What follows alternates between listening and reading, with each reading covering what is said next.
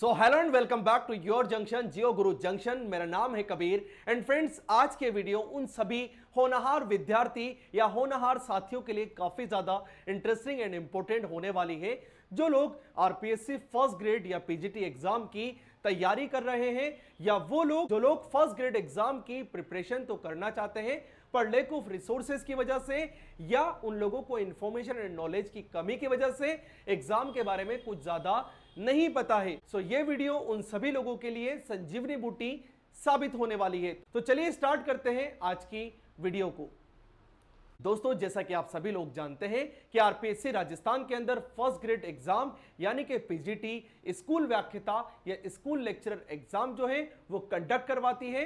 तो आज हम लोग उस एग्जाम की बारीकियों के बारे में जानने वाले हैं, पर उससे पहले आप सभी लोगों के लिए ये जानना जरूरी है कि इस एग्जाम को कौन दे सकता है। कि राजस्थान स्टेट के अलावा ऑल ओवर इंडिया के डिफरेंट स्टेट से बिलोंग करने वाले कोई भी कैंडिडेट इस एग्जाम को दे सकते हैं। राजस्थान से बिलोंग करने वाले सभी कैंडिडेट जो कि SC, ST, EWS, MBS category से बिलोंग करते हैं, उन लोगों को रिजर्वेशन क्राइटेरिया की छूट मिलती है जो कि ऑलरेडी अलग अलग एग्जाम के अंदर दी जाती है। तो यहां पर अगर कोई दूसरे स्टेट का स्टूडेंट यहां इस एग्जाम को देने की सोच रहा है या वो देना चाहता है तो उसको एज अ जनरल कैटेगरी के अंदर ही माना जाएगा।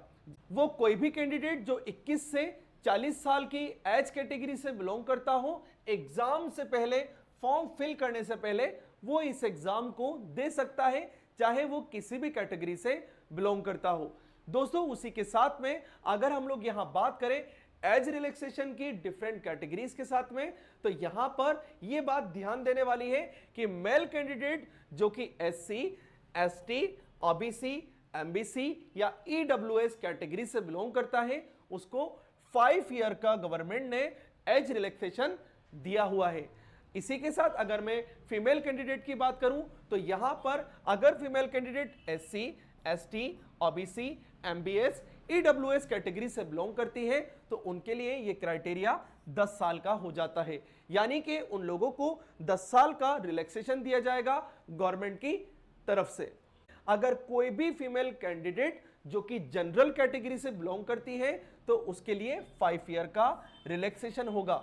अगर कोई भी मेल कैंडिडेट जनरल कैटेगरी से बिलोंग करता है तो उसके लिए कोई एज रिलैक्सेशन नहीं है। एंड इसी के साथ में अगर कोई विडो या विधवा है या फिजिकल हैंडिकैप्ड है उसके लिए कोई एज लिमिट नहीं है, वो किसी भी एज के अंदर एग्जाम दे सकती है, पर वो एज रिटायरमेंट से पहले की होना चाहिए। तो यहां तक बात हुई एज लिमिट की। अब हम लोग बात करते हैं हमारे इस एग्जाम पैटर्न की। एग्जाम जो है वो 2 पेपर के अंदर, पेपर 1 एंड पेपर 2 के अंदर कंडक्ट करवाया जाता है। जिसके अंदर जो पेपर 1 है, इस पेपर 1 के अंदर आप लोगों की general study, mental ability, current affair, history of Rajasthan as well as history of India, उसी के साथ में geography of Rajasthan as well as geography of India consider की जाती है। इसके अलावा यहां पर जो एजुकेशनल मैनेजमेंट होता है यह भी उसके अंदर टॉप 5 टॉपिक्स के अंदर काउंट किया जाता है। तो इन टॉप 5 टॉपिक के साथ में पेपर 1 होता है। तो चलिए एक बार बात कर लेते हैं हम लोग पेपर 1 की कि कितने क्वेश्चंस पेपर 1 के अंदर होते हैं, कितने मार्क्स उसको अलॉट होते हैं, कितने क्वेश्चन पेपर 2 के अंदर होते हैं, कितने मार्क्स उसके लिए अलॉटेड है, कितने यहां पर नेगेटिव मार्किंग होती है, कितनी पेपर 2 के अंदर नेगेटिव मार्किंग होती है, एंड इसी के साथ में इसकी जो मेरिट लिस्ट होती है वो किस तरीके से डिसाइडेड होती है। दोस्तों, अगर हम लोग बात करें यहां पर पेपर 1 की तो पेपर 1 जो है यहां पर इसके 75 क्वेश्चंस होते हैं जो कि ईच क्वेश्चन यहां पर 2 मार्क्स का काउंट किया जाता है। तो यहां पर आप लोगों के 150 मार्क्स पेपर 1 से पूछे जाते हैं। अगर हम लोग बात करें पेपर 2 की तो इस पेपर 2 के अंदर आप लोगों के 150 क्वेश्चन होते हैं जो कि ईच क्वेश्चन 2 मार्क्स का होता है, यानी कि टोटल 300 मार्क्स वहां से आपके। नेगेटिव मार्किंग की बात करें तो नेगेटिव मार्किंग जो है वो 1/3 होती है दोनों के दोनों पेपर 1 एंड पेपर 2 के अंदर। नाउ अब अगर हम लोग बात करें मेरिट लिस्ट की तो मेरिट लिस्ट कंबाइंड बनती है, यानी कि पेपर 1 एंड पेपर 2 की दोनों को मिलाकर। यहां पर कोई भी पेपर क्वालिफाइंग पेपर नहीं है। जनरली यहां पर काफी ज्यादा क्वेरीज उठती हैं कि कितने परसेंट जो है वो एवरेज मार्क्स आने चाहिए जिससे कि हमारा एग्जाम जो है वो क्रैक हो जाए। तो जनरली यहां पर एक एवरेज क्राइटेरिया डिसाइडेड है जो कि आरपीएससी के थ्रू ही गिवन है, वो है हम लोगों का 40% कंबाइन। यहां ये बात जान लेना काफी जरूरी है कि अगर आप लोग रिजर्वेशन कैटेगरी से बिलोंग करते हैं यानी कि एससी, एसटी, ओबीसी का, यानी कि अगर वो कैंडिडेट 35% मार्क्स लाता है तो वो कहीं ना कहीं क्वालिफाई माना जाएगा। यहां पर आप लोगों को एक और बात जान लेना जरूरी है, अगर आप लोग 50 to 60% मार्क्स लेकर आते हैं दोनों एग्जाम के अंदर, दोनों पेपर के अंदर, तो 101% चांसेस है कि आप लोग आरपीएससी फर्स्ट ग्रेड एग्जाम को क्रैक कर लेंगे। दोस्तों यहां पर पेपर 1 जो है वो जनरली 5 पार्ट्स के अंदर डिवाइडेड है, उसके अलावा भी छोटे मोटे पार्ट्स हैं जिसको हम लोग अभी आगे डिस्कस करेंगे। सो इन 5 पार्ट्स में सबसे पहला पार्ट आता है history of Rajasthan and history of India, कुछ स्पेशल इवेंट्स के साथ में। यहां पर जो नंबर ऑफ क्वेश्चंस गिवन है ये जस्ट एस्टिमेटेड है, एक आइडिया है कि इतने क्वेश्चंस इसमें से आ सकते हैं इतने मार्क्स के। तो यहां पर इसको आपको फाइनल नहीं समझना है बल्कि एक आइडिया आपको लेना है यहां से कि इतने question history of Rajasthan and history of India से पूछे जा सकते हैं। नेक्स्ट अगर हम लोग बात करें तो वो नेक्स्ट पार्ट है मेंटल एबिलिटी का, जिसके अंदर मैथमेटिक्स की जो कि सीनियर सेकेंडरी का होता है, जिसमें ज्यादातर पार्ट जो है वो अप टू 10th स्टैंडर्ड की मैथमेटिक्स का पूछा जाएगा, जिसमें आप लोगों की जो रीजनिंग है या एप्टीट्यूड है वो यहां पर कंसिडर किया जाता है। नेक्स्ट अगर हम लोग बात करें तो वो पार्ट है हम लोगों का करंट अफेयर का, जिसके अंदर अप्रोक्सीमेटली 10 के आसपास में क्वेश्चंस पुट अप हो सकते हैं जो कि हो जाते हैं लगभग 20 मार्क्स के। तो यहां पर आप लोगों को एक मोटा मोटी एवरेज लेकर चलना है 15 to 20 का, कि आप लोगों को इतने मार्क्स करंट अफेयर से मिल सकते हैं। नेक्स्ट अगर हम लोग बात करें यहां पर फोर्थ पार्ट की तो वो आता है हम लोगों का जनरल साइंस का यानी कि सामान्य विज्ञान का, उसी के साथ में यहां पर इंडियन पॉलिटी का पार्ट कंसीडर किया जाता है, राजस्थान का भूगोल यानी कि राजस्थान की geography as well as India का भूगोल या इंडिया की ज्योग्राफी यहां पर कंसीडर की जाती है। अगर हम लोग नेक्स्ट पार्ट की बात करें तो वो होता है हम लोगों का एजुकेशनल मैनेजमेंट। ये पार्ट से लगभग जो क्वेश्चंस एक आइडियल हम लोग अगर उसको मान के चलें या एक जो एवरेज है वो आता है लगभग 15 क्वेश्चन का। सो ये सारे के सारे पार्ट मिलकर पेपर 1 बनाते हैं, जिसके लिए आप लोगों को 90 मिनट यानी कि 1 आवर 30 मिनट्स दिए जाते हैं। यहां पर टोटल नंबर ऑफ क्वेश्चन 75 होते हैं और इसके टोटल मार्क्स होते हैं 150।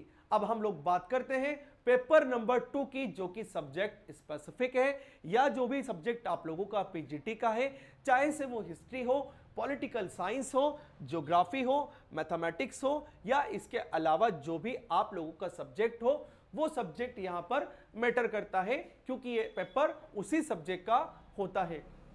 दोस्तों यहां पर जो पेपर 2 है, इस पेपर 2 के लिए टोटल 300 मार्क्स गिवन होते हैं, जिसको कि 150 क्वेश्चंस के अंदर डिवाइड किया जाता है। इसकी ड्यूरेशन जो है वो 3 आवर यानी कि 180 मिनट्स होती है।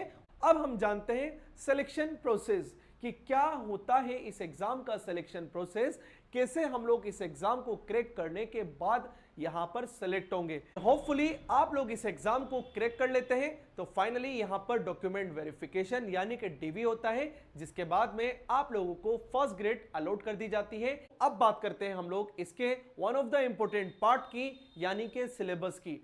बिना सिलेबस को जाने हम लोग किसी भी एग्जाम को अच्छे से फाइट नहीं कर सकते हैं और उसको क्रैक भी नहीं कर सकते हैं। तो सबसे पहले हम लोगों का आरपीएससी फर्स्ट ग्रेड एग्जाम का सिलेबस जानना काफी ज्यादा जरूरी है। तो दोस्तों सिलेबस पार्ट के अंदर हमारा जो पेपर नंबर 1 है, इस पेपर नंबर 1 के अंदर हम लोगों को इंडियन पॉलिटी से लेकर जनरल अवेयरनेस से लेकर करंट अफेयर से लेकर राजस्थान का भूगोल, इंडिया का भूगोल, राजस्थान का इतिहास, इंडिया का इतिहास से लेकर एजुकेशनल मैनेजमेंट तक कंप्लीट सारा कुछ कवर करना होता है। एंड उसी के साथ में जो हमारा पेपर 2 होता है, ये होता है आपके सब्जेक्ट स्पेसिफिक, यानी कि जिस सब्जेक्ट के अंदर आपने अपनी मास्टर की हुई है। सो ये है हम लोगों के सिलेबस का एक शॉर्ट ग्लिम्स, जो कि हम लोग हमारी आने वाले वीडियो के अंदर कंप्लीट करने वाले हैं ईच एंड एवरी पार्ट को हमारे इस सिलेबस के। सो नाउ अब बात करते हैं इस जॉब प्रोफाइल की, जिसको मैंने अभी थोड़ा थोड़ा आप सभी के सामने डिस्कस किया। अब बात कर लेते हैं कंप्लीट जॉब प्रोफाइल की। एग्जाम को क्रैक करने के बाद में जॉब रिस्पॉन्सिबिलिटी क्या होगी, जॉब प्रोफाइल क्या होगी, एंड सबसे इंपॉर्टेंट सैलरी क्या होगी। अगर हम लोग एक मोटा माटी एवरेज सैलरी की बात करें तो वो कहीं ना कहीं वेरी करती है 50K से लेकर 142.5K तक, यानी कि 50,000 से लेकर 1.5 लाख तक अप्रोक्सीमेटली फर्स्ट ग्रेड टीचर की सैलरी होती है। वो रैंक के अकॉर्डिंग वेरी करती है। उसी के साथ में अगर रेस्पॉन्सिबिलिटी की बात करें तो यहां पर आप लोगों को 10+2 यानी कि 11th एंड 12th स्टैंडर्ड के स्टूडेंट्स को ही पढ़ाना होता है। तो कंप्लीट ये इंफॉर्मेशन थी हमारे आरपीएससी फर्स्ट ग्रेड एग्जाम की, जो कि आप लोगों के लिए जानना काफी जरूरी था, जिसको कि हमने इजी वे के अंदर आपको बताने का ट्राई किया है। अगर आप लोगों को भी ये वीडियो अच्छी लगी हो तो लाइक शेयर सब्सक्राइब जरूर कर दीजिए। उसी के साथ में अगर आप लोगों का भी सपना इस एग्जाम को क्रैक करने का है तो हमारे साथ में जुड़ जाइए, क्योंकि आने वाले दिनों के अंदर हम लेकर आने वाले हैं complete package RPSC first grade exam को क्रैक करने की थ्योरी शुरू से लेकर एंड तक, क्योंकि जब तक तोड़ेंगे नहीं जब तक छोड़ेंगे नहीं। तो मिलते हैं हम लोग ब्रेक के बाद में, तब तक के लिए जय हिंद।